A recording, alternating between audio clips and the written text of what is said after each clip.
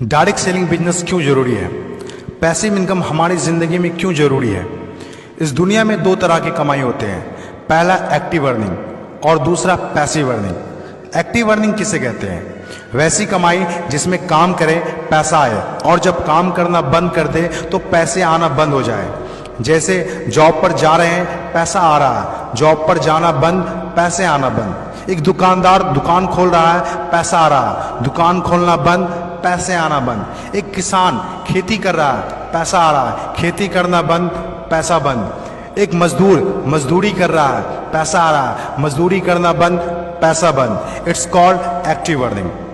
और दूसरा passive earning. Passive earning किसे कहते हैं? एक ऐसी कमाई जिसमें एक तय सीमा तक काम करे और उसके बाद काम ना भी करे तो भी अर्निंग होती रहे। It's called passive earning. Passive earning क्यों जरूरी है? क्योंकि आज हमारा शरीर काम कर रहा है, कल वह काम नहीं करेगा। आज कुछ ऐसा करना है जो हमारी मौजूदगी ना भी हो तो भी हमें रेगुलर इनकम आती रहे, और वो ज़्यादा जरूरी है। पैसिव अर्निंग जिससे एक मिडिल क्लास और पुअर फैमिली भी आसानी से अपनी अर्निंग बढ़ाकर एक अच्छी जिंदगी जी सकता है।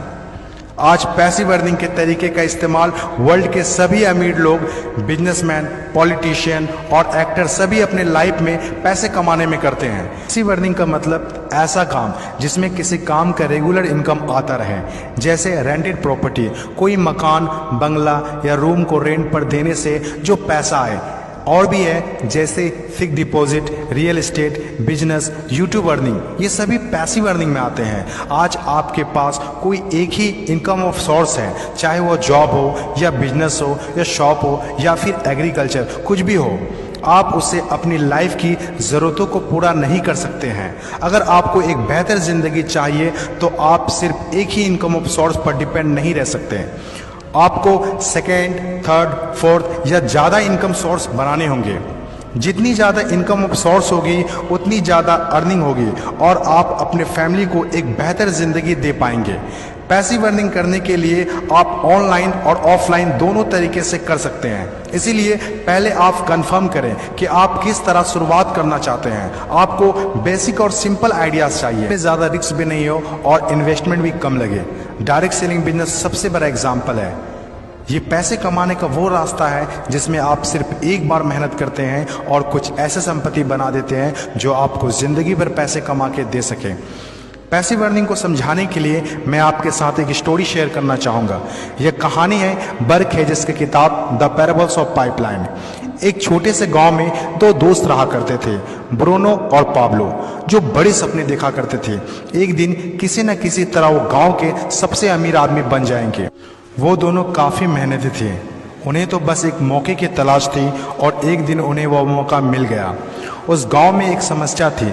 गांव वाले को पानी लाने के लिए नदी में जाना होता था और आधा दिन पानी लाने में ही गुजर जाता था। वो दोनों ने गांव वालों से बात की कि वो नदी से पानी लाकर उन्हें देंगे और उसके बदले कुछ पैसे लेंगे। गांव वालों को ये बात अच्छी लगी।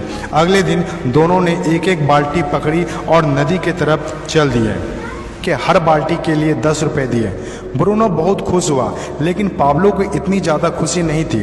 पाब्लो को बाल्टी ढोने की वजह से उसके पीठ में दर्द हो रहा था और हाथों में छाले पड़ गए थे। अगली सुबह फिर से उन्हें ढोने की बात सोचकर ही दहशत हो रही थी। पाब्लो ने नदी से गांव तक पानी लाने का एक अच्छा आइडिया सोचा। जब अगली सुबह दोनों अपनी अपनी बाल्टी उठाकर जाने लगे तो पाब्लो ने कहा, ब्रूनो मेरे पास एक आइडिया है। चंद सिक्कों के बदले मैं दिन भर बाल्टी ढोने की वजह क्यों ना हम नदी से गांव तक पाइपलाइन बना दें। ब्रूनो ने कहा, पागल, हमारे पास एक बेहतरीन नौकरी है, अच्छे पैसे भी मिलते हैं जिससे हम जो चाहें खरीद सकते हैं। अपनी पाइपलाइन के आइडिया को दिमाग से निकाल दो। लेकिन पाब्लो इतनी आसानी से डिमोटिवेट होने वाला नहीं था। उसने अपने दोस्त को पाइपलाइन बनाने का आइडिया अच्छे से समझाया। हम लोग दिन के आधे समय बाल्टी ढोने का काम करेंगे और आधे समय और छुट्टियों के दिनों में पाइपलाइन का काम करेंगे। ब्रूनो ने पाब्लो की बात नहीं मानी। पाब्लो जानता था कि पथरीली ज़मीनों में पाइपलाइन बनाना आसान नहीं होगा, लेकिन पाइपलाइन बनने के बाद जो मिलेगा उससे वह इंस्पायर होकर काम करता रहा। जब पाब्लो अपना पाइपलाइन बनाता था तो गांव वाले उसकी मजाक उड़ाया करते थे, ये देखो Pablo the pipeline. Bruno Pablo से 2 गुना काम कर रहा था, इसीलिए वह 2 गुना पैसा भी बना रहा था। पहले कुछ महीने तो पाब्लो की मेहनत का कोई फल नहीं दिख रहा था, लेकिन पाब्लो खुद को बार बार याद दिलाता रहता कि कल के सपने आज के त्याग से ही होते हैं, और आखिर में वही हुआ जो होना था। पाइपलाइन बनकर तैयार हो गया। अब पाब्लो सोता था तो भी पैसा आता था, नहाता था तो भी पैसा आता था, खाता था तो भी पैसा आता था, वह कहीं बाहर घूमने जाता था तो भी पैसा आता था। जितना ब्रूनो ने 3 साल में कमाया था उतना पाब्लो ने 3 महीने में कमा लिया। गांव में जितना पानी बहकर जाता था, पाब्लो के जेब में उतना ही पैसा बहकर आता था। और मेरे हिसाब से direct selling business is the best opportunity. इस कहानी से हम 5 बातें सीखते हैं। पहला, विज़न का होना। विज़न सबके पास नहीं होता। विज़न जो आंखों से नहीं सोच से देखी जाती है। इस दुनिया में 5% लोग के पास ही विज़न होता है और वही इस दुनिया में कुछ बड़ा करते हैं। दूसरा, सबसे इम्पोर्टेंट, जब भी आप कुछ हट के करेंगे तो लोग आपका मजाक उड़ाएंगे, ठीक उस पाब्लो की तरह। तीसरा, लगातार काम करना। विजन पर काम करना आसान नहीं होता है। इसमें ज़बरदस्त फोकस के साथ तब तक काम करना होगा जब तक आप उसे कंप्लीट ना कर ले। चौथा, खुद को इंस्पायर करना। अपने आप को इंस्पायर करने के लिए वो देखना होगा जो पाइपलाइन बनने के बाद आपको मिलेगा। अपने सपनों को विजुलाइज करना होगा ताकि अपने आप को मोटिवेट और इंस्पायर कर सके।